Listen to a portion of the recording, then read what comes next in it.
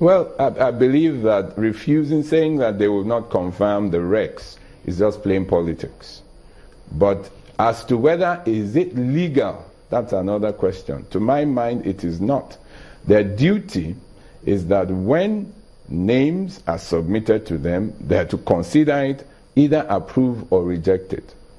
But they are not to say, we will not do this because you have not done that. So even let's assume that the president is wrong in keeping the EFCC chairman in office. That wrong cannot be cured by another wrong by the Senate to say that they will not do that, we will not do our jobs or our duty because you are not doing yours. I mean, anarchy will be the end result at the end of the day. Okay, let's take a solution to. Let's look at that report, wherein they even decided in the first instance not to take a look at that, the right nominee list for 2 weeks. The Senate President arriving for the first plenary session of the week. He's met by Senator Ndume, who is dressed in an academic gown in what appears to be a statement to affirm his graduation from the Ahmadu Bello University, Zaria. The Senate then proceeds into a closed meeting.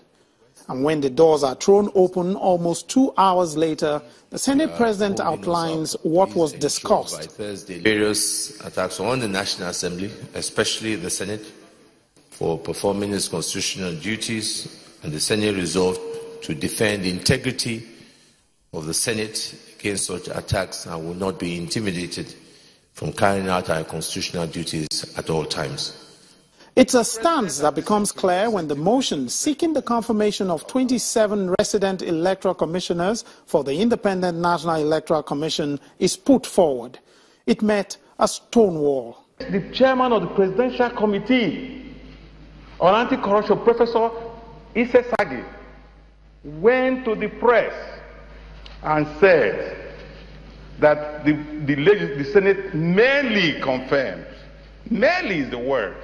Since our confirmation is merely, let us suspend it. Until we now know whether we have the power as given to us by the Constitution to look into confirmation matter or any other status. Magu is terrorizing us because we disqualify him. And let us say, we cannot hide it. If we disqualify Magu and he's terrorizing our people because we disqualify him and he's still active, and they are bringing you confirmation for us to confirm, what are we doing? If they know they can do it alone, let them do it alone. A lawmaker made an appeal for the confirmation of the nominees. His appeal did not sway the senators, and the Deputy Senate President put forward this position. I just want to appeal that we apply some moderation to allow Mr. President to convey our feelings to the President of the Federal Republic of Nigeria on this issue. Those in favor that we just send down this item for 2 weeks, say aye. Those against say nay. The ayes have it. It will be interesting to observe how the Senate will attend to their duties in the days ahead while waiting to see the outcome of their meeting with the executive on this matter.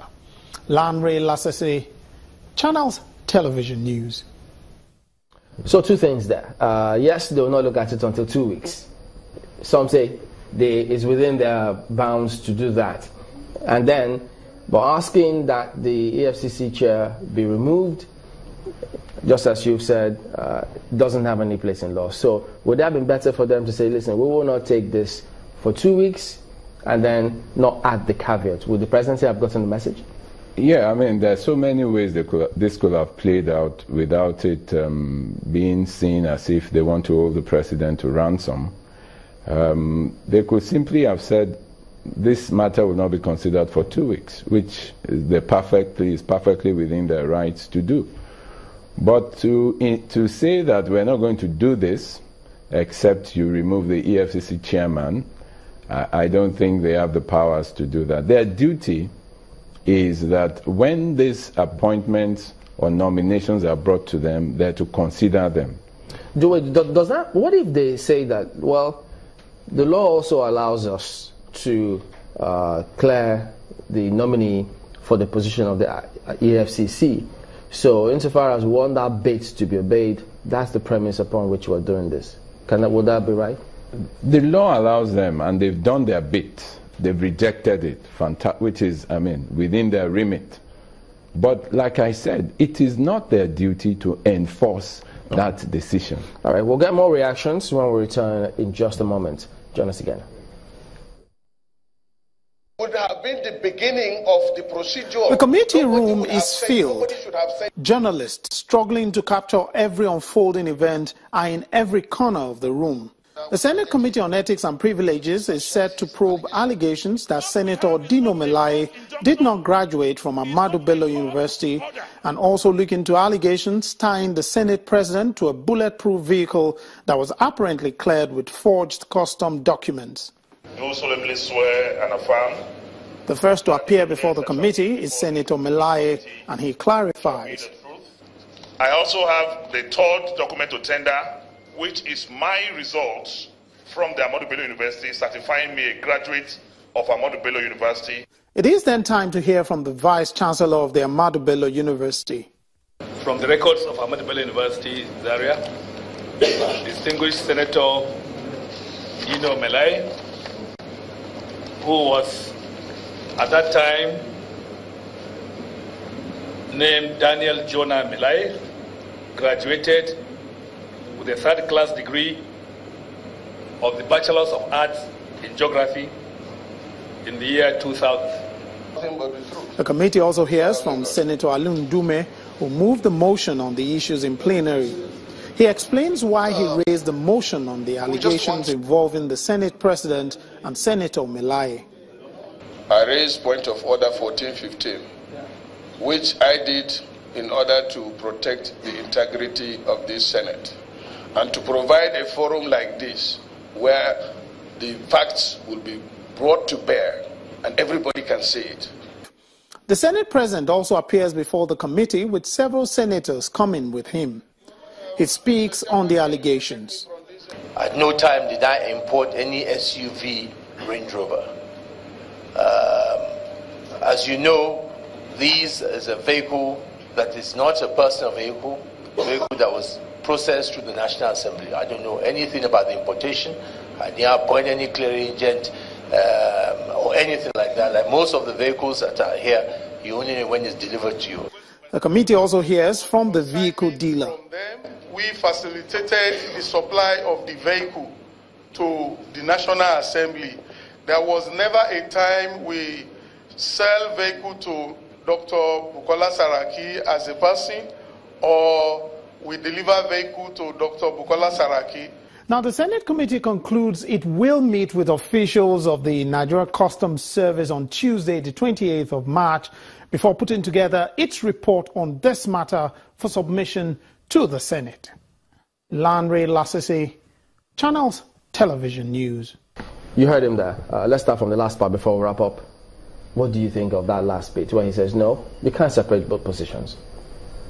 I think that the thing is that they cannot summon him for that statement he made in which they feel that he either disparaged them or insulted them, because it is not within their legislative powers. They're not making any laws towards that statement or regarding that statement. So it falls outside their remit.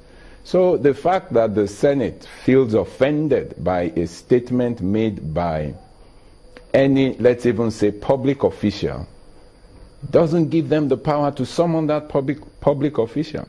Yes, they can summon him. Even though it's an unguided statement?